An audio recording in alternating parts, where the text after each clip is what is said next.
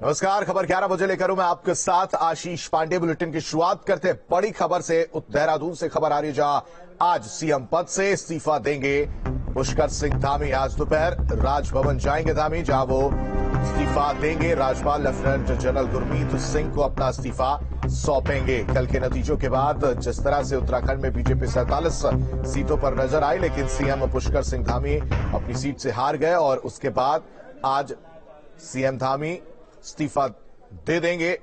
राज्यपाल गुरमीत सिंह को अपना इस्तीफा सौंपेंगे।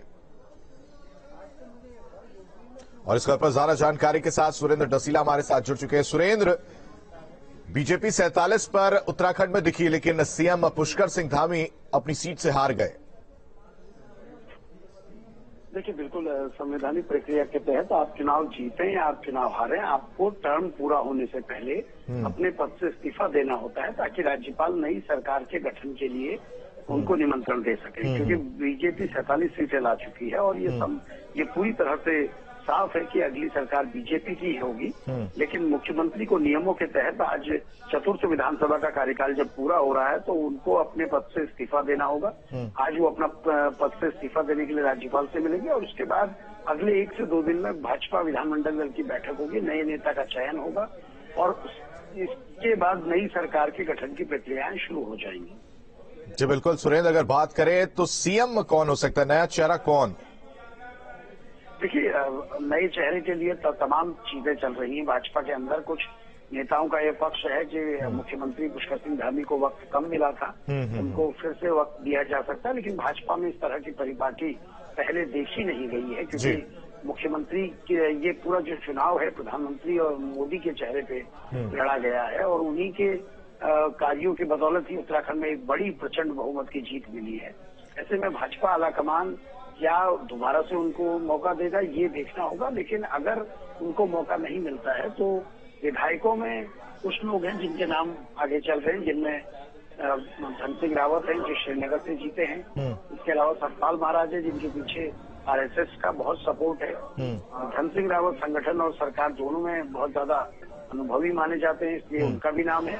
और अगर और बात करूं, अगर इनके इतर बीजेपी कोई फैसला लेती है तो निशंक जो पूर्व मुख्यमंत्री रहे, पूर्व में केंद्रीय मंत्री रहे, उनका भी नाम इस सूची में है, उनको भी शामिल किया जा सकता है। और अगर किसी युवा पर ही मोहर लगानी होगी तो भाजपा से अनिल बलूनी के राज्यसभा सांसद हैं, उनको भी मौका दे सकती है। लेकिन तमाम चीजें विधानमंडल दल की बैठक होने के बाद ही तय होंगी। बिल्कुल सुरेंद्र, तमाम जानकारी के लिए आपका बेहद शुक्रिया।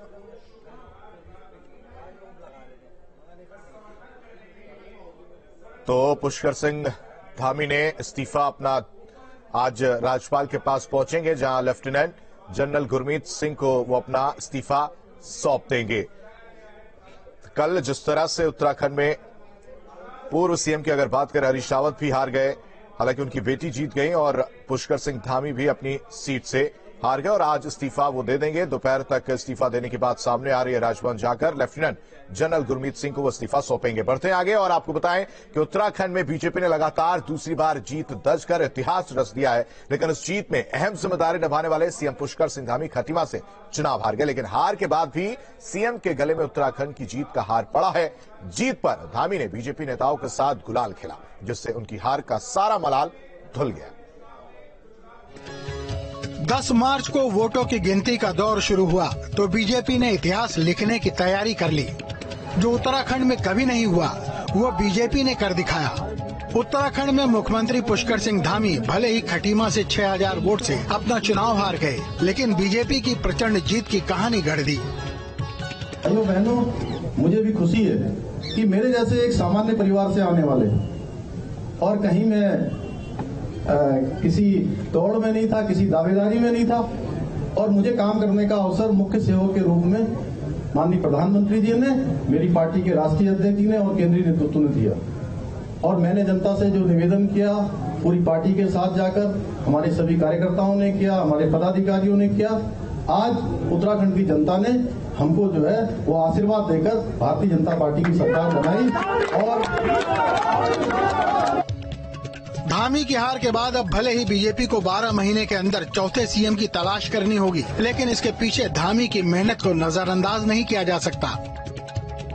माननीय प्रधानमंत्री जी के द्वारा जो यहाँ सड़कों के क्षेत्र में काम हुआ है, जो यहाँ रेलवे के क्षेत्र में काम हुआ है, यहाँ स्वास्थ्य के क्षेत्र में काम हुआ है, और कोरोना महामारी में जिस प्रकार से वैक्सीनेशन का काम हुआ दूरस्थ क्षेत्रों में, हमारे यहाँ की भौगोलिक परिस्थितियां कितनी कठिन है हम सब भली भांति जानते हैं। उसके बावजूद भी डबल इंजन की सरकार के कारण से 100% हमको यहाँ पर वैक्सीनेशन हमारी सरकार ने किया। साथ में सभी को इस महामारी के दौरान लगातार सभी को गरीब कल्याण अन्न योजना के माध्यम से 60 लाख परिवारों में सीधे सीधे अन्न पहुंचाने का काम। धामी के चेहरे पर लगे जीत के गुलाल ने हार का सारा मलाल धो डाला, क्योंकि धामी ने उत्तराखंड का मिथक जो तोड़ा है। यहाँ पर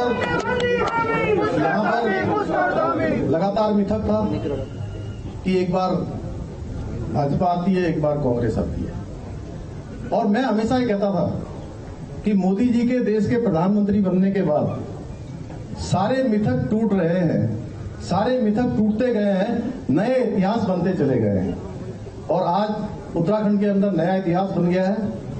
मैं आप सबके माध्यम से कहना चाहता हूं, उत्तराखंड की देवतुल्य जनता का मैं हृदय से आभारी हूं।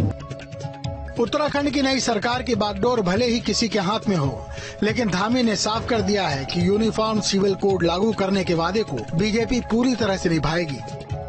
यूनिफॉर्म सिविल कोड हमने कहा है कि भारतीय जनता पार्टी की नई सरकार के शपथ ग्रहण करते ही हम स्टेक होल्डर्स की, हमारे प्रबुद्धजनों की, हमारे विधि विशेषज्ञों की एक कमेटी बनाएंगे, एक हाई स्तरीय, एक उच्च स्तरीय कमेटी बनाएंगे, हाई पावर कमेटी का गठन करेंगे, और वो हाई स्तरीय जो उच्च कमेटी होगी वो कमेटी एक ड्राफ्ट बनाएगी, और हम उत्तराखंड के अंदर, चूंकि हमने चुनाव से पहले कहा था, जब मैं इसको उत्तराखंड की जनता के सामने में चुनाव से पहले मैंने इस बात का संकल्प लिया था। बीजेपी दफ्तर में जीत का माहौल है। ढोल नगाड़े और डांस के जरिए खुशी का इजहार किया जा रहा है, और ऐसे में पुष्कर सिंह धामी एक ऐसे खिलाड़ी बनकर उभरे हैं जो अपनी बात